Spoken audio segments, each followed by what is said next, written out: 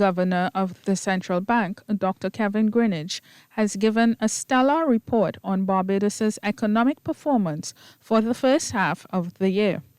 And he's confident that the remainder of 2024 will see just as much growth, barring an unwanted phenomenon. He says the improvement is spread throughout the economy and other economic variables reflect the same. We had a moderation of the inflation rate over the 12-month period, moderating to 2.7%.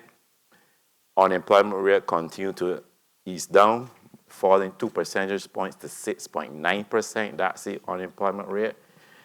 On the fiscal side, government fiscal operations resulted in a surplus on the primary account of roughly $509 million, or 3.5% of GDP.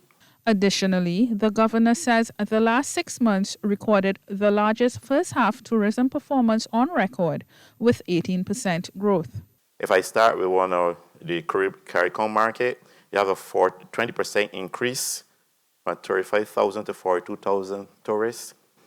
Other strong market improvement, Canada, the Canadian market, 20% increase, and this is the first half.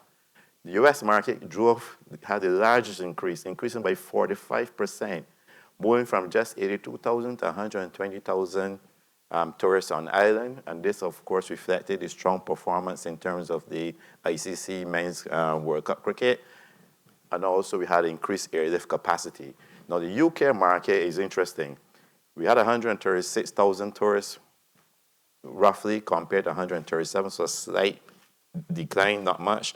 And Dr. Greenidge says this exceptional first-half performance has translated to growth across all broad-based sectors, including construction, manufacturing, agriculture, business, and other services. This resulted in $7.3 billion in gross domestic product compared to $6.8 billion for the same period last year. However, the governor remains concerned there is not enough investment specifically on the private sector's part. I think investors are confident in the economy. We've yet to see some of that confidence to translate into investment in key areas. And with the inflation rate down to 2.7% from 4.2% for the same period last year, some Barbadians remain concerned those savings have not been translated to them in terms of spending power. What is the kind of inflation rate we would expect for a country like Barbados? Historically, it's averaged between 2.5% and 3%. Right? There's a reason for that.